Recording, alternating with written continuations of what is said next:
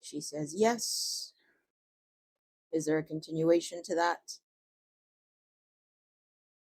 No. So your keyword of the day is fooled.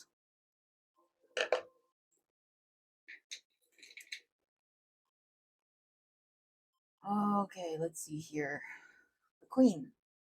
See what that's about. The Empress, the Mother Queen, the Sovereign.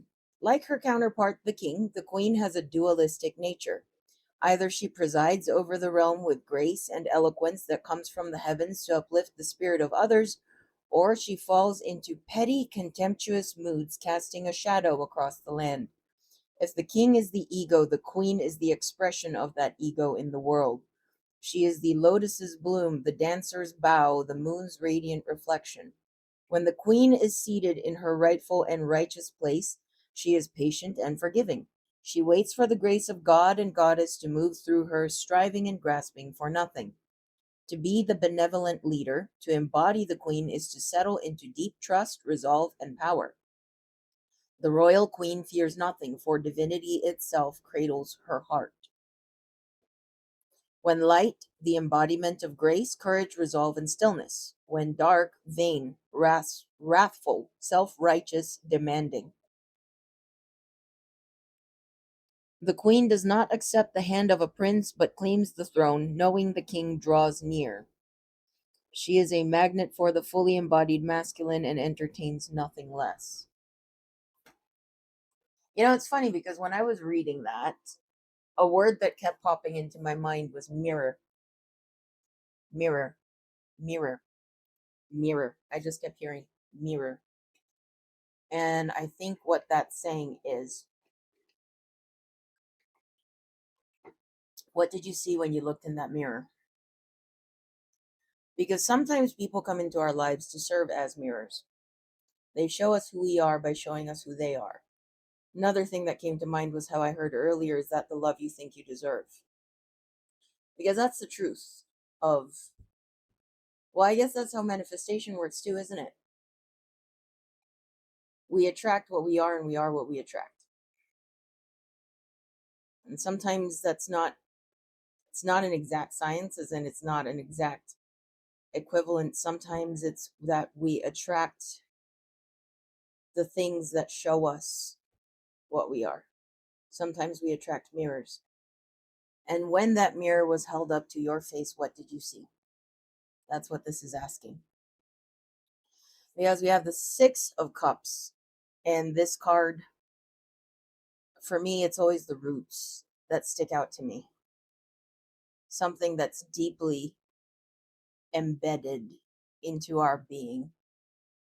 Four of Cups, letting opportunity pass because Five of Swords, self-destruction. Son of Pentacles, he seems lonely in the art. He seems lonely. Four of Pentacles, that's also about holding on to your resources or a need to hold on to your resources. Seven of Cups is about illusion, masks, pretending. Seven of Pentacles comes with the question of what do you invest in? What do you want to invest in? Well, it's about investment in general or a period of contemplation, but it sounds like a question right now because it's a period of contemplation and investment. What are you investing into? The Daughter of Cups. I also think that it's interesting how the Daughter of Cups and the High Priestess feel like different entities attached to the Seven of Pentacles asking that question.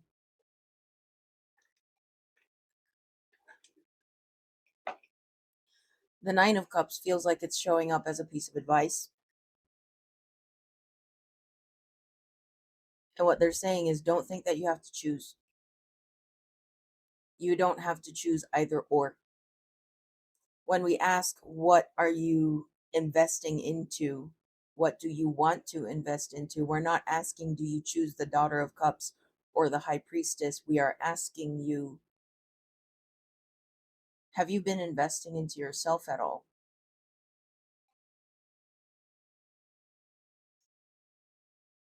Before you worry about who is in your life or what you have or what you don't have. Ask yourself who you are. Because the Nine of Cups is about fulfillment, but it's emotional fulfillment. This isn't the Nine of Pentacles that we're talking about. We're talking about the Nine of Cups. Are your cups full? Have you invested anything into your own growth? Genuinely.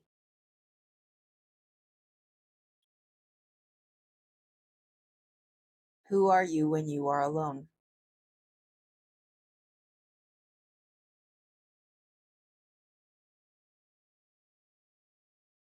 Interesting. The Magician, when I looked at it, see, the Magician is about manifestation, and manifestation is about embodying what it is that you want. It's about being malleable enough to upgrade yourself, upgrade your frequency to attract better for yourself. But that malleability, the Magician still knows that he is the Magician. There is still a core to the Magician. He's malleable, but he isn't lost, and he isn't formless. He is still the Magician, and he knows that he is the Magician.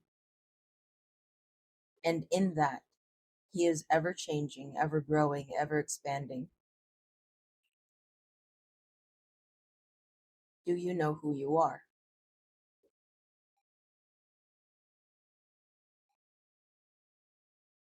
Before we even ask ourselves what it is that we want, we need to first be able to answer the question, who are you?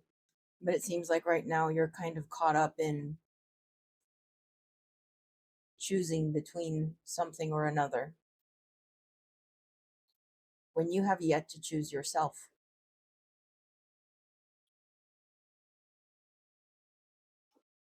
All right.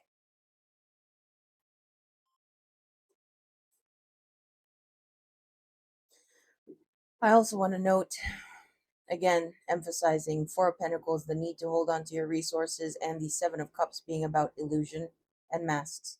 Our keyword of the day was fooled. Be careful. Alchemy deck. Let's see here. What do we got? Coagulation. Yellowing. Solidity, adherence, stuckness.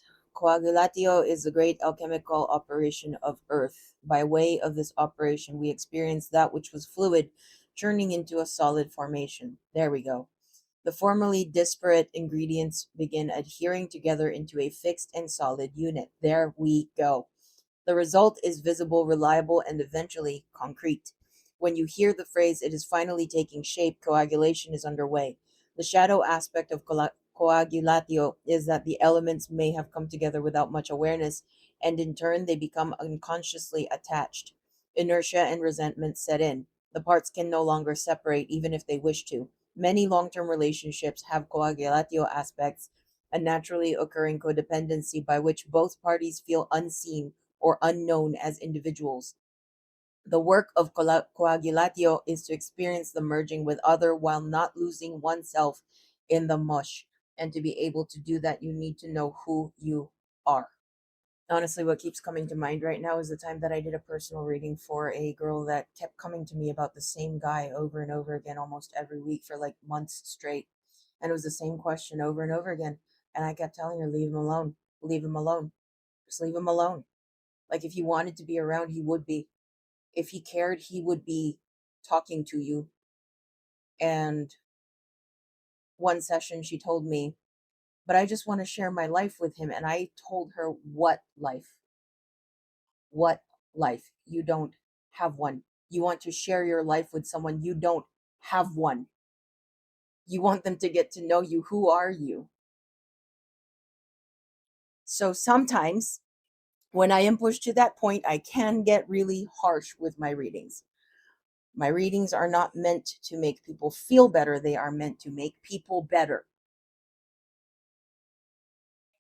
So anyway, with that particular session coming to mind, it's honestly a similar vibe that I'm getting.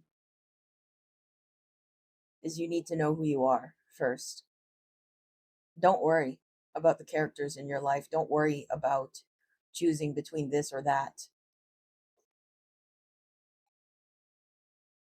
Worry about who you are, figuring that out, becoming your own person. Worry about your Nine of Cups first. Aging, transitioning, warning. Indicating transition, the yellowing leads us into the next phase of our alchemical work. Envision the yellowing as pages of a beloved novel or the ochre blankets of leaves in fall. This color seeps out to signify the beginning of the end, a return to zero. Even a deep bruise finds a yellow tint as it reaches its final phases of healing. In contrast, yellow can be the marker of long awaited growth, as seen in the first rays of the sun and the cheer of forsythia in February. Whatever its message, yellowing tells the truth. It leads us forward, like the vibrant canary in the mine, warning us of what's to come. Take heed. The transition is here, whether by yoke or bile. How to respond is up to you. It's likely you already know. Imagine a rainbow with no yellow. The colors remain static, disconnected. The gift of yellow is the bridging of all phases, the full expression of life's spectrum. Yellow rides a fine line. In art, the color is often interpreted as cheeriness, covering turmoil, as seen in the late paintings of Van Gogh. So, Aquarius, it looks like you are going through a highly transformative time right now. Lean into it. Lean into it. Anything outside of yourself in this phase of your life is just a distraction. If you're worrying about so and so or this or that or things outside of yourself right now, other than the bare minimum necessities, then you are missing the point. This stage in life, transformation, self identification, coagulation, this period of your life is about you. And that's going to require taking accountability for yourself. That's going to require taking responsibility for yourself.